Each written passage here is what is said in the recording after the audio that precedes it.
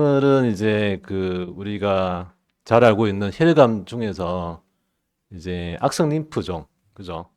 이제 혈관 중에서 절대 다수를 차지하고 있는 그런 질환이 되는데, 이제 이 질환 중에서도 이제 외투 세포 림프종에 대해서 좀 강의를 해달라는 부탁을 받고 오늘 오게 됐습니다.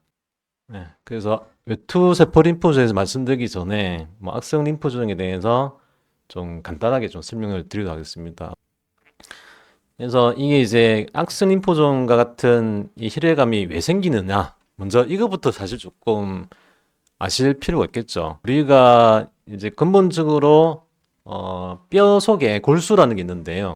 이 골수라는 게 어떤 혈액 공장으로 생각하시면 돼요. 그래서 이 골수라는 혈액 공장에서 혈액 세포들을 만들어내거든요. 그래서 우리 혈액 세포 하면은 여러분들 잘 아시겠지만은 기본 말초 혈액에는 뭐 백혈구, 적혈구하고 혈소판이 있다. 요건 아마 다들 아실 거라 생각을 하거든요. 그래서 쭉 분화가 되는 과정에서 이런 백혈구 중에서도 이제 백혈구만이 우리가 생각하실 수 있는데 이 백혈구 내에서도 또 여러 가지 분류가 있거든요. 사실. 그래서 그 백혈구 중에서도 여러분들 하나 아셔야 될 거는 이 호중구라는 게 사실 굉장히 중요해요. 그래서 일반적으로 우리 몸속에 세균이 들어오면은 이 세균과 1차적으로 싸우는 역할하는 게 호중구거든요. 그래서 어떤 원인으로 이 호중구가 떨어지게 되면은 그 세균과 싸울 수 있는 그 전투 병력이 떨어지는 거죠. 떨어지다 보니까 이제 이 세균에 대한 대처가 잘 안 되니까 우리 몸이 예를 들어 폐렴이 생겼다면은 이런 폐렴들이 잘 해결이 안 되는 거죠.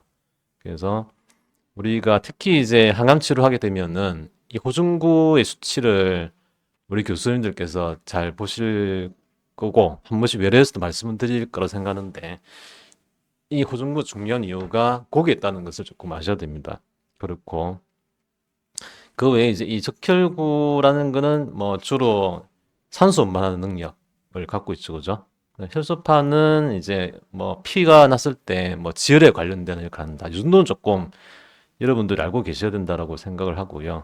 이 또 한편으로는 이 림프구라고 있어요. 이 림프구도 결국 백혈구의 한 종류이긴 한데 이 림프구의 어떤 라이프 사이클을 보면은 얘들이 골수에서 만들어져 가지고 말초 혈액으로 나오게 되면은 얘들이 이제 림프관을 따라서 림프절이라는 데 들어가거든요. 그 림프절에서 이제 말초에서 올라오는 어떤 세균과 같은 게랑 싸워가지고 얘들이 이제 그런 세균들이나 뭐 나쁜 것들을 뭐 처치하는 그런 역할을 하는데 어떤 원인으로 외부적인 환경 요인이 대부분인데 이 림프절 내는 림프구가 문제가 생겨서 악성화돼서 얘들이 과다 증식을 하면은 덩어리를 만들거든요. 그러면은 림프절 종대라는 게 생기게 되겠죠, 그죠?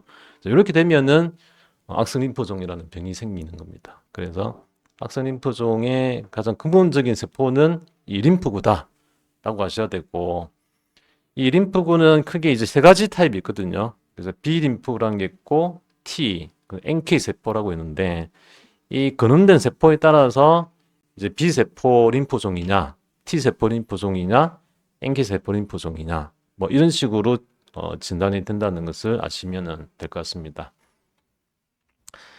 그래서 이런 림프절이라는 거는 우리 목부터 해서 그다음 여기가 종격동이라 하거든요. 폐와 폐 사이에 있는 공간을 종격동. 그다음에 겨드랑이, 복강 내하고 사타구니 쭉 이어서 이렇게 퍼져 있어요. 이 림프절이라는 거는 이렇게 체인을 따라서 만들어지게 돼 있거든요. 그러다 보니까 어느 한쪽에 림프는 생기면은 바로 인접한 부위에 또 따라서 생기고 할 가능성이 많아요. 통상적으로 우리가 제일 많이 생긴 데가 목 주변하고 그다음에 겨드랑이 쪽하고 복강내, 뭐 사타구니 이런 쪽에 대부분 이제 그 림프종의 덩어리들이 잘 생긴다고 보시면 되겠습니다. 그래서 이런 악성 림프종 안에도 정말 많은 그 분류들로 나눠지거든요. 이게 카운트해 보면 한 50개가 넘어갈 것 같은데, 이런 그 악성림프종의 분류 자체는 이제 WHO라고 해가지고 세계보건기구라는 데서 이제 몇 년에 한 번씩 주기적으로 좀 회의를 거쳐가지고 자꾸 분류를 새롭게 만들어내고 하고는 있습니다. 그래서 그 보시면은 이제 금방 말씀드린 대로 크게 이 악성림프종이 생기는 근원의 세포에 따라서 B세포 종양이 있고 그다음에 NKT 세포 종양이 있고 그렇습니다. 그래서 우리가 오늘 그 배워볼 외투 세포 림프종은 이 B세포 림프종의 한 분류이다 라고 하시면 될 것 같고요. 그래서 이 B세포 림프종에도 이제 수십 가지가 있는데 그 중에서 제일 흔한 거는 광범위 큰 B세포 림프종. 그래서 아마 여기 계신 분 중에서도 이 질환이 제일 많지 않을까라고 생각하는데 이게 이제 전 세계적으로는 한 40에서 45% 정도 차지하는 걸로 되어 있고 국내 데이터 보면은 한 60% 절대 다수라고 차지하고 있다라고 보시면 되겠습니다. 그래서 우리가 주변에 환자들이 악성 림프종 진단됐다면은 거의 대부분 이 광범위 큰 B세포 림프종으로 진단이 된다고 보시면 되겠습니다. 그 다음에 두 번째로 많은 게 이 림프질 변연부 림프종이라고 있어요. 이게 한 20% 정도 차지를 하고 있는데 이게 이제 우리나라에서는 두 번째로 많은 데 비해서 또 서양에서는 이 타입이 그렇게 흔하진 않거든요. 그래서 유일하게 우리나라에서 좀 더 흔한 타입이고 일본도 이 타입이 우리나라만큼은 흔하진 않습니다. 그래서 약간 특이한 그런 이제 그 인시den스를 갖고 있다라고 보시면 되겠고 그래서 대부분 우리나라 같은 경우는 이제 림프절에서 많이 생기지만은 위라든지 갑상선이라든지 눈 막 이런 데서도 많이 생기거든요. 그래서 그런 특성이 있다라고 하시면 될 것 같고 세 번째로 흔한 게 이 소포 림프종이라고 하는 건데 이게 5%밖에 안 돼요. 세 번째임에도 불구하고. 그래서 이 두 개가 거의 절대 다수를 차지한다라고 보시면 되겠죠. 그죠? 그래서 우리가 오늘 배울 외투 세포 림프종은 2%예요. 2%. 굉장히 레어하죠. 드물다라고 보시면 되겠습니다. 그래서 외투 세포 림프종에 대해서 말씀을 드릴 텐데요. 이게 이제 그 결국 이런 다양한 그 악성 림프종은 우리 림프절 내에서 생기는데 림프절 내에서도 림프절의 어느 부위에 생기냐에 따라서 거기에 해당되는 타입의 이 림프종이 생기는 거거든요. 그래서 외투 세포 림프종은 림프절 중에서 멘틀 존이라는 데가 있는데 그 공간에서 얘가 생기면은 외투 세포 림프종이 생깁니다. 이 외투 세포 림프종은 적극적으로 진행하는 타입도 있고요. 또 반대로 굉장히 천천히 자라는 타입도 있습니다. 두 가지 특성을 다 갖고 있어요. 그래서 이제 우리가 어떤 그 림프종을 분류를 할 때 일반적으로는 그 조직의 어떤 형태에 따라서 이런 분류를 하지만은 임상적으로는 또 우리가 분류할 때 공격형과 지연형 이렇게 분류를 하거든요. 그래서 공격형은 얘들은 성장 속도가 엄청 빨라요. 엄청 빠르고 진행 속도도 빠르고 이제 전신으로 잘 퍼지고 그러니까 예후가 안 좋겠죠, 그죠? 하루가 다르게 뭔가가 나빠지는 게 이 공격형이거든요. 그래서 이런 경우는 어쨌든 진단되면은 최대한 빨리 항암 치료를 해서 해결을 해줘야 되는 그런 질환이다라고 보시면 되고 반면에 지연형은 굉장히 천천히 자라요, 얘들은 천천히 자랄 뿐만 아니라 이게 조금 자라다가 다시 좀 깔았다가 다시 자라다가 깔았다가 이렇게 됩니다. 그래서 얘들은 뭐 자기가 알아서 뭐 커지다 작아지다가 이러니까 별 문제가 없으면은 놔둘 수도 있어요. 치료하지 않고. 그런 대표적인 게 소포림프종, 변연부 림프종, 림포 형질세포 림프종. 여기 대표적인 세 가지 질환이거든요. 이제 이런 질환으로 이제 진단이 돼가지고 너무 충격을 받아가지고 환자와 가족이 이제 대학병원의 교수님이 찾아갔는데 교수님 보시고 뭐 치료만 조금 지켜봅시다 하면은 너무 황당해하는 거죠 환자들은. 응? 나는 이 중병에 걸렸는데 왜 교수님은 치료를 안 해주려고 하느냐 해서 막 다른 병원도 알아보고 막 이러시거든요. 근데 이제 이 병의 특성을 조금 이해하시면은 그럴 수 있다라는 걸 생각할 수 있는 거죠. 이제 처음에는 환자분들이 의견을 동의 못하고 막 다른 병 알아보시다가 결국 다시 오시게 되면은 이제 그럴 수 있겠다는 것을 잘 받아들이시고 그때부터는 의사가 하자는 대로 쭉쭉쭉 잘 따라오시는 경향이 있습니다. 그래서 이러한 외투세포 림프종은 이런 공격형과 지연형의 두 가지 특성을 다 갖고 있어서 우리가 이 외투세포 림프종을 진단되면은 여러 가지 뭐 유전자 검사나 필요한 검사들을 해서 이게 바로 치료할 것이냐 말 것이냐라는 것을 결정을 하게 되거든요. 외투세포 림프종은 어떤 외부 요인에 의해서 그 림프구가 이제 어떤 유전적 변화가 생겨서 림프구라는 세포 내에 있는 염색체 중에서 11번 염색체하고 14번 염색체가 전자 서로 뒤바뀌는 거거든요. 이 두 개가. 이렇게 되면은 그때부터 얘가 이제 악성화가 돼서 죽지 않고 계속 증식을 해서 림프종으로 발생을 하게 되겠습니다. 그래서 우리가 외투세포 림프종으로 진단되면은 이런 염색체 검사도 하고 이 염색체 검사에 따른 유전자 변이가 있기 때문에 그런 것들도 하게 되겠습니다. 그래서 이게 이제 외투세포 림프종의 증상은 어떤 게 있는 것이냐라고 궁금하실 텐데 뭐 이게 이제 그 특정 림프종에 따른 증상이라보다도 일반적인 악성 림프종에 따른 증상들로 이해를 하시면 될 것 같고요. 여러분들 아셔야 될 게 B증상이라는 게 있습니다. A하고 B가 있는데 B증상. B가 없으면 A인 거겠죠. B증상은 크게 세 가지가 있습니다. 첫 번째는 이제 자고 일어나면은 온몸이 땀으로 흠뻑 이제 젖는 거죠. 밤 동안에 이제 땀이 계속 나다 보니까 그렇고 두 번째는 열감, 지속적으로 열감이 있어요. 발열감. 근데 재보면 열이 있을 수도 있고 없을 수도 있고 한데 본인은 열감을 계속 느낍니다. 그다음 세 번째는 6개월 동안에 10% 이상의 체중 감소가 있을 때 예를 들어서 60kg의 환자분이시라면은 6개월 동안에 한 6kg 이상이 빠져야지 이 비증상이다라고 이야기를 우리가 할 수 있거든요. 근데 60kg의 체중 갖고 있으신 분인데 뭐 6개월 동안에 1, 2kg 빠진 거 가지고 우리가 비증상 있다라고는 하지 않습니다. 그래서 단순히 여러분들이 뭐 밤에 좀 고기를 많이 드시고 자도 한 1kg 늘어날 수도 있고 뭐 하루 굶으면 1kg 빠질 수도 있으니까 그죠? 그건 가지고 비정상으로 하진 않거든요. 어쨌든 이 세 개 중에서 하나라도 해당이 되는 게 있으면은 비정상이 있다라고 이야기합니다. 그래서 우리가 병리를 따질 때 뭐 1기, 2기 따지는데 2기에 비정상 있으면은 2B 이렇게 붙이거든요. 여러분들 보셨을지 모르겠지만은 이 2A하고 2B는 같은 2기라도 이유는 상당히 달라져요.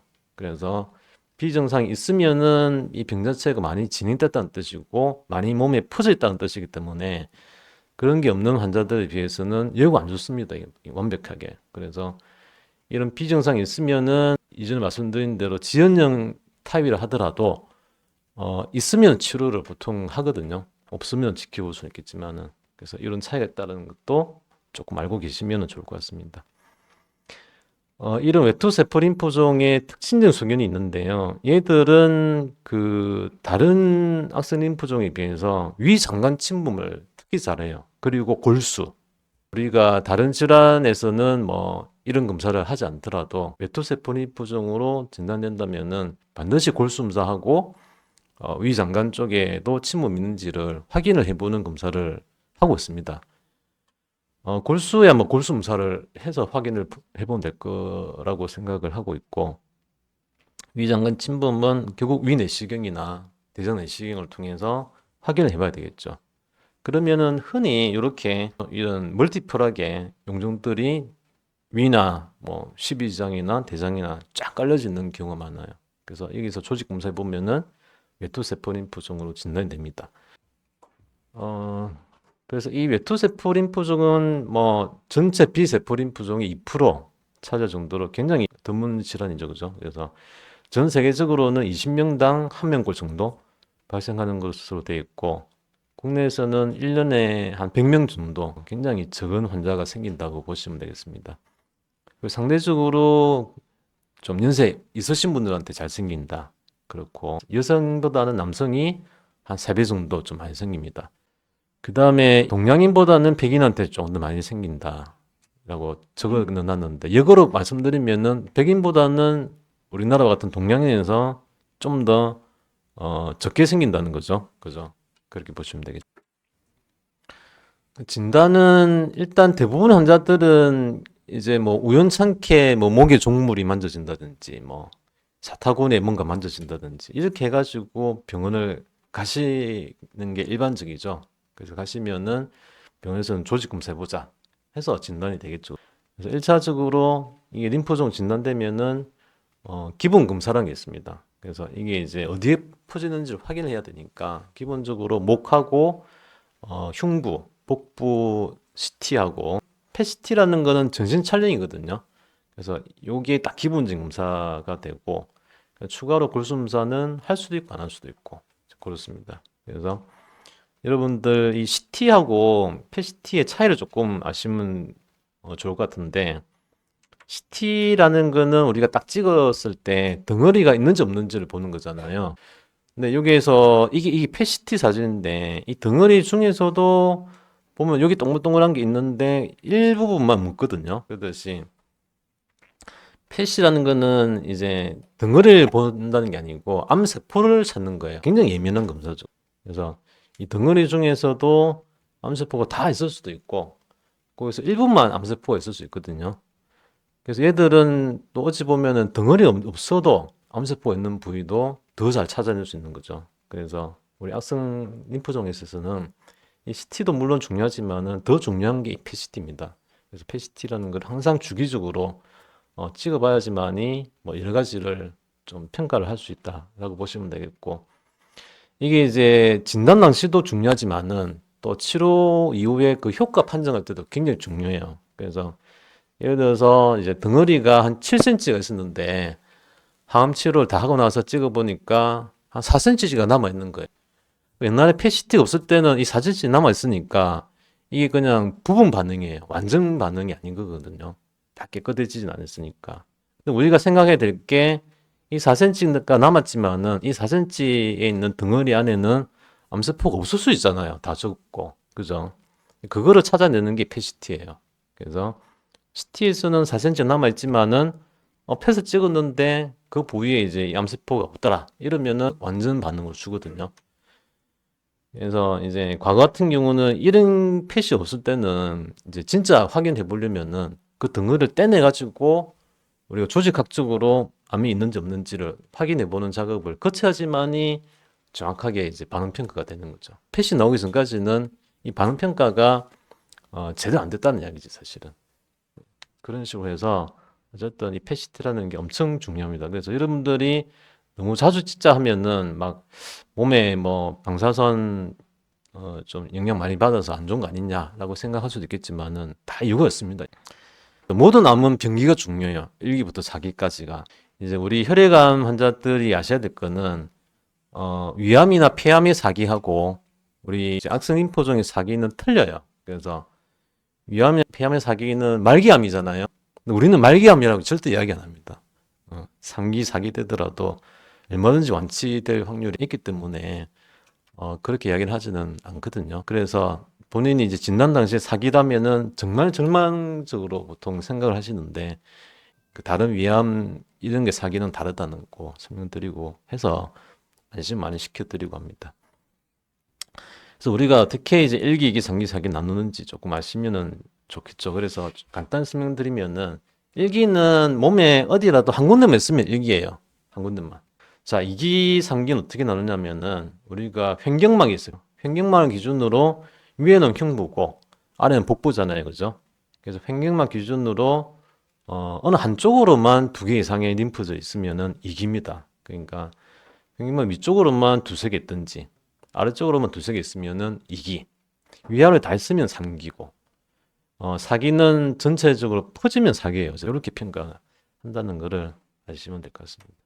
그래서 이 외투세포 림프종은 실제적으로 예후가 좋지 못해요. 이 그래프 여러분들 잘 이해를 하셔야 되는데요. 이 가로축은 기간이에요, 기간.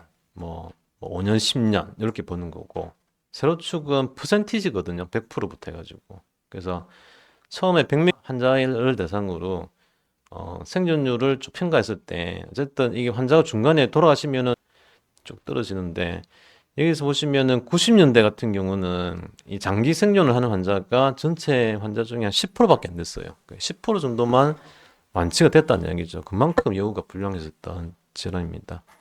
근데 2000년 들어오면은 확 좋아져요. 한 40%가 넘어가죠. 그죠? 그래서 아마 이 시기부터는 뭔가 좀 항암 치료도 조금 좋은 것들도 나왔던 시기이면서 이제 새로운 표적 치료제도 조금 등장하고 하는 시기라고 보시면 되겠습니다. 그래서 표적 치료제라는 게 나오면서 전반적으로 악성 림프종의 생존율이 많이 좋아졌어요. 그래서 어쨌든 좀 표적 치료제가 있어서 쓰자면은 쓰셔야 됩니다. 좀 돈이 들더라도. 이게 2006년도 넘었으면은 조금 더 좋아지잖아요. 이 시기에는 또 다른 표적 치료제들이 나오면서 그렇다고 보시면 될 것 같습니다. 치료에 대해서 말씀드릴 텐데, 그래서 이런 우리 비세포 림프종에 있어서의 치료제를 따질 때 이 리투시맙, 이 성분명은 리투시맙이고 상품명은 맙테라라는 거고 국내에서는 셀트로라는 회사에서 트록시마라는 약을 만들어내거든요. 그래서 국내는 지금 맙테라하고 트록시마 두 개를 쓸 수 있는데 이 리투시맙이라는 약제가 나옴으로 인해 가지고 이 비세포 림프종의 치료 효과는 확연하게 달라졌어요. 그래서 이전에 이게 이제 찹이라는 네 가지가 이제 기본 표준 항암제 네 가지인데 이 찹만 쓸 때에 비해서 리투시마블인 걸 붙였을 때 이 알찹이라 하거든요. 생존율이 이제 갭이 많이 커지는 것을 알 수 있습니다. 그래서 이 리투시마블은 비세포 림프종에 있어서는 절대 빼고 이야기할 수 없는 그런 약제다라고 생각하시면 될 것 같고요. 이 약제의 작용 기전은 일반적인 비림포구에는 CD20이라는 그 표면 항원이 발현을 하고 있거든요. 그래서 이 CD20에 대한 표적 치료제입니다. 그래서 얘들이 이제 정상적인 비림프구도 물론 CD20을 갖고 있겠지만은 이런 악성 B세포가 CD20을 다 갖고 있으니까 이것을 타겟으로 때리니까 이제 악성 림프종 세포들만 죽겠죠. 죽으면서 효과는 엄청 강력하거든요. 그래서 치료 효과가 좋아지는 겁니다. 그래서 이 알찹이라는 것을 잘 기억해 두시고요. 그래서 또 조금 다르게 쉽게 설명드리면은 찹이라는 건 네 개의 항암제 조합인데 이 항암제라는 거는 머리 빠지고 막 토하고 그다음에 뭐 혈액 수치 떨어지니까 면역이 떨어지고 막 이런 문제가 잘 생기잖아요. 그래서 막 힘들고 해서 항암 치료하자면 환자들이 제일 싫어하시고 안 하려고 하시고 그러는데 이게 그 무기를 예를 들면은 이 찹이라는 항암제는 폭탄이에요, 폭탄. 그래서 비행기에서 폭탄을 때려 붓는 거죠. 때려 보면은 얘들이 적군도 죽이지만은 민간인도 죽이잖아요. 그래서 적군이라는 암세포만 죽여야 되는데 민간인이라는 정상세포도 죽이니까 이런 많은 부작용이 생기는 거거든요. 그래서 효과는 또 떨어지지. 그냥 갖다 때려 붓는 거니까. 표적 치료제는 미사일이에요, 미사일. 그래서 미사일이라는 거는 딱 표적을 정해가지고 그 표준만 딱 때리잖아요. 그래서 적군만 딱 죽이는 거죠. 그래서 얘들은 정상세포인 민간인은 건들질 않아요. 그러다 보니까 이제 효과는 엄청 좋음에도 불구하고 부작용이 별로 없는 거죠. 그래서 이게 표적 치료제가 좋은 겁니다. 그래서 그 모든 암 중에서 이 악성 림프종이 이제 항암제를 쓰지 않고 완치를 시킬 수 있는 시대가 올 거라고 예측하고 있는데 가장 빨리 올 수 있는 암질환이 이 악성 림프종이에요. 그래서 이제 조금만 시간 지나면은 이런 뭐 1차부터 해가지고 뭐 2차 이런 데까지 해가지고 항암제라는 거는 완전히 빠질 수 있는 시기가 곧 돌아올 거라고 기대하고 있거든요. 그래서 여러분들은 어쨌든 병원에서 뭔가 표적 치료제를 쓰자면은 적극적으로 어쨌든 하시려고 생각을 좀 하시는 게 좋을 것 같습니다. 그래서 이 알차비 비세포 악성 림프종의 이제 표준 치료제로 되어지는데 알차비 이제 이 외투세포 림프종에서도 마찬가지예요. 그래서 우리나라 이 데이터를 보시면은 이 알차비 썼을 때 뭐 년 생존율 64%좀 되지만은 이게 장기 생존율 보면은 그래도 20%밖에 안 되잖아요. 예후가 썩 좋지 않다라는 걸 알 수 있죠. 그래서 알참만 갖고는 그 한계가 있다라는 걸 우리가 느끼고 있는 거죠. 그래서 여기에다가 뭐 약을 자꾸 바꿔보기도 하고 뭘 추가를 하기도 하고 그러는 거죠. 그래서 이게 최근에 이제 벤다모스틴 이야기 이게 히스토리부터도 굉장히 재미있는 약제예요. 이게 무슨 약제냐면은 사실은 한창 냉전 시대 때 그 독일이 통일되기 전에 동독에서 만든 약재예요. 서독이 아닌 동독에서 벤다무침 만드는데 이 약재 아주 좋은 약재거든요. 그래서 이 약재는 그 두 가지 항암 기준을 갖고 있는 양리장을 갖고 있어요. 이게 항암제가 이제 그 약의 어떤 작용 기준 따라서 분류를 하는데 두 개의 기준 다 갖고 있으니까 역효과가 좋겠죠. 아무래도 좋은데 굉장히 약의 부작용이 적어요. 좀 이 약을 쓸 수 있는 데가 많음에도 불구하고 이게 동독에서 만들다 보니까 전 세계적으로 못 퍼져나간 거죠, 이 약이. 그래서 통일되고 나서 그 악스림프종에서 쓰기 시작했거든요. 해보니까 효과가 좋다는 게 알려진 거죠. 그래서 지금은 이 알찹을 쓸 수도 있고 리투시맙이라는 표주치료제하고 벤다무스틴에서 알벤다, 뭐 비알 요법 이렇게 이야기하는데 이 두 가지를 많이 쓰고 있거든요. 그래서 이 두 개를 비교해 보면은 이제 여러 데이터들을 우리가 볼 수 있는데 뭐 크게 차이 없다라는 데이터도 있지만은 대체적으로는 알찹보다는 알벤다가 약간 더 성적이 좋긴 나와요. 지금 이제 우리나라를 포함해가지고 뭐 많은 기관에서는 이런 알찹보다는 좀 알벤다 조금 더 선호하는 경향이 있긴 합니다. 그 다음에 이거 하이퍼시베드라고 이 요법이 있는데 이게 15AD라는 항암제 네 가지인데 뭔가 좀 약 용량을 좀 올렸을 것 같죠. 하이퍼 붙었으니까 약이 강하다는 뜻이에요. 그래서 그만큼 효과는 좋아지겠지만은 부작용은 강해진다는 뜻이 되겠죠. 그래서 이 하이퍼시베드라는 거는 원래는 같은 림프국의 질환 중에서 급성 림프구성 백혈병이라고 있거든요. 급성 림프구성 백혈병에 쓰는 항암제 요법인데 얘를 여기다 다 갖다 써보니까 생존율은 상당히 좋아지고 있습니다. 그래서 한 60% 이상 올라가거든요. 근데 이게 아무래도 좀 세게 들어가다 보니까 그 환자도 엄청 힘들어하고 또 치료를 하다가 뭐 사망을 하는 경우도 종종 생기는 거죠. 그래서 이 데이터 보시면은 한 8% 정도에서 생기는 것도 있습니다. 이러다 보니까 상당히 이제 그 모든 환자한테 쓰기는 부담스러운 거죠. 연세가 많거나 좀 몸이 안 좋거나 이런 분들한테는 못 쓰고요. 좀 젊고 건강한 젊은 환자들한테는 쓰고 있습니다. 이 약제를. 그 다음에 이제 또 사이트라빈 약제 있습니다. 이 사이트라빈은 굉장히 이제 일반적인 항암제 중에 하나인데 이 약을 조금 고용량으로 쓴 그룹과 안 쓴 그룹을 비교해 보니까 쓴 그룹이 안 쓴 그룹에 비해서 생존율이 좋아지더라는 거죠. 그래서 이거는 굉장히 많은 연구를 통해서 입증이 된 약제입니다. 특히 유럽에서 이 연구를 많이 했고 그 유럽 중에서도 독일에서 이 연구를 좀 많이 했었습니다. 그래서 어쨌든 이런 것들을 받아들여서 이게 국립암 네트워크라 해가지고 이제 모든 전 세계 이제 혈액암을 보는 의사들이 이 가이드라인으로서 참고하는 데인데 여기서 1차 치료제로 권고하고 있는 것들을 쭉 나열을 해놨는데요. 이 제가 빨간 거로 동그라미 치는 게 다 이 사이타빈 들어가는 것들이거든요. 그래서 이 사이타빈 어쨌든 등 넣어서 하고 싶어요. 연구자들은. 그렇게 하는 게 안 쓰는 것보다는 승률이 잘 나오니까. 그 중에 하나가 이게 BR도 있고요. 이 BR에다가 이 AC500, 그러니까 사이타라빈을 500ml 정도를 붙인다는 건데, 알백이라고, 알백 500이라는데, 이런 레지면도 지금은 공부를 하고 있는데요. 이 알백 500으로 해가지고 우리나라에서 연구도 해봤었고, 저도 이제 간혹 써봤었는데, 우리나라 환자들은 굉장히 힘들어요. 이렇게 들어가면은. 대부분 잘 못 견디거든요. 보통 한두 사이클 하고 나면은 나는 더 이상 치료 못 하겠다. 이러는 분들이 많아요. 그래서 국내에서는 이렇게 좀 사이타라빈을 좀 고용량을 해가지고 쓰기는 좀 부담스럽다. 이렇게 아시면 될 것 같습니다. 그 다음에 자가 조혈모세포 이식. 이제 이식은 우리 혈액암의 치료에서 쓰는 꽃이거든요. 웬만한 그 혈액암에서는 이 이식이 최종 치료가 되는 것들이 많잖아요. 그래서 외투 세포 림프종 자체도 조금 예후가 안 좋다 보니까 1차 치료하고 나서 좀 좋아지었을 때 이어서 바로 자가 조혈모세포 이식을 해보니까 하지 않는 것보다는 좀 생존율이 좋아진다는 것은 확인이 되어졌거든요.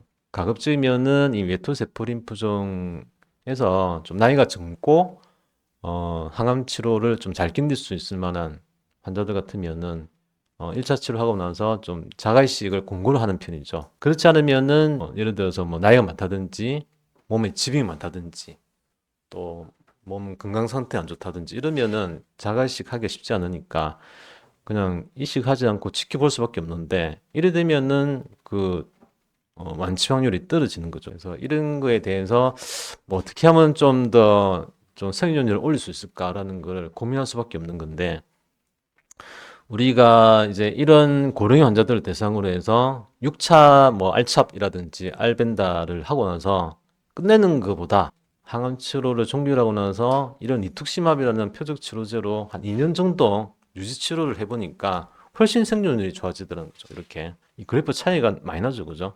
그래서 저 같은 경우는 이렇게 메토세포림포증 환자가 1차 항암 치료 마치고 나서 뭐 이식 안 할 것 같으면은 이렇게 유지 치료를 조금 하려고 노력하고 있는 중입니다.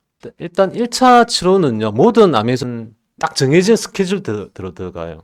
용법이라든지 레지멘이 딱 정해져 있거든요. 그래서 요거는 어느 병원을 가시더라도 크게 달라지진 않는데 문제는 재발했을 때예요. 재발하게 되면은 다양한 약제도 있고 다양한 조건들이 있기 때문에 그때부터는 딱 정해진 게 없습니다. 의사의 어떤 판단에 따라서 약제가 결정되게끔 되어 있거든요. 그래서 대표적으로 보면은 일단은 질병 자체의 요소가 있겠죠. 뭐 질병이 이제 얼마 만에 재발했는지 또 재발했을 때 얼만큼 퍼졌는지 얘가 유전적으로 어떤 특성 갖고 있는지 뭐 이런 걸 다 따져가지고 약제 선택을 하는 게 1차적이고 2차는 뭐냐면은 환자의 팩터예요. 환자의 요인.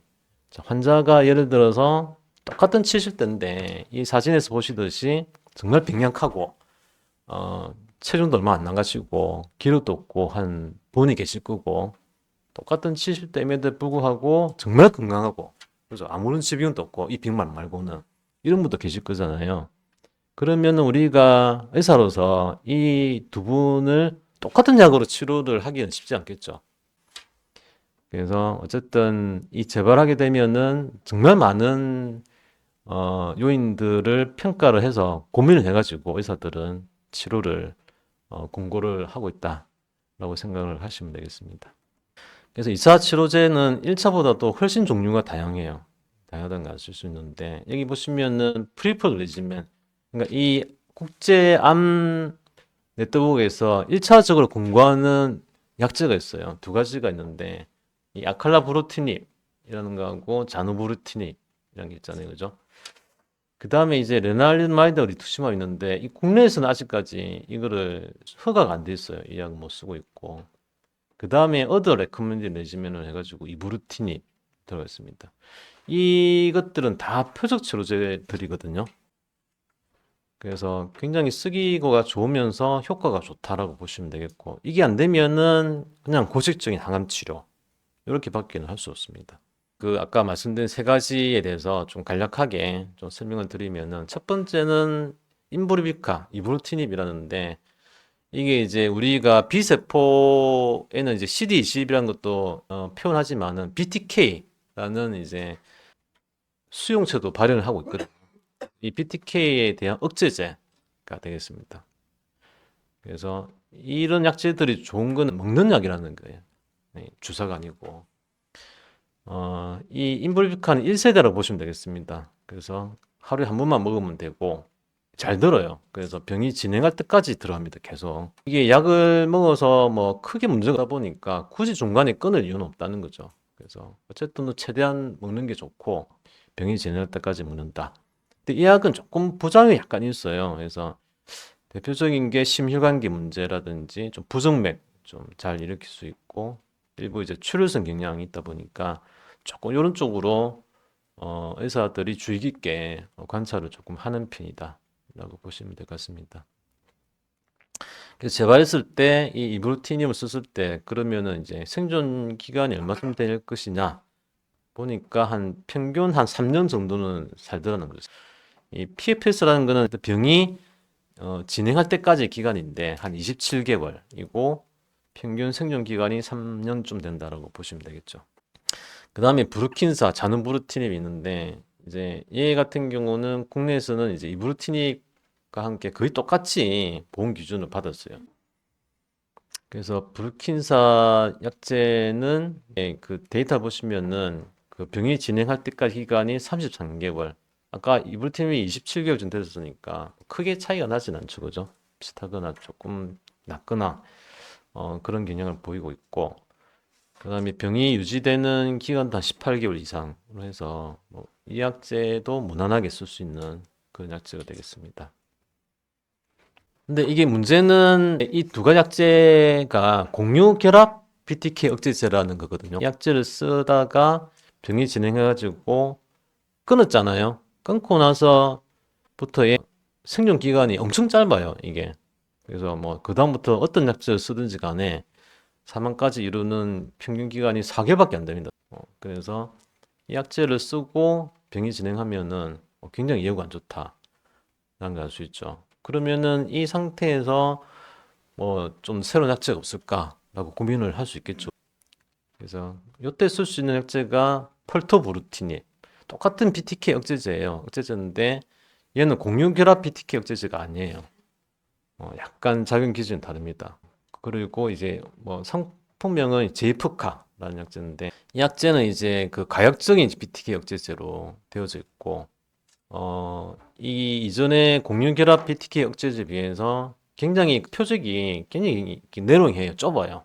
정말 선택적으로 딱 필요한 데만 갖다가 때리는 거죠. 그러다 보니까 기존의 공유결합 BTK 억제제를 써서 병이 진행한다는 거는 내성이 생긴다는 거거든요. 아니, 이 암세포들이 이 약제에 더 이상 안 듣는다는 건데 이 내성을 잘 극복을 할 수 있는 거죠. 이런 양리장을 갖고 있다 보니까.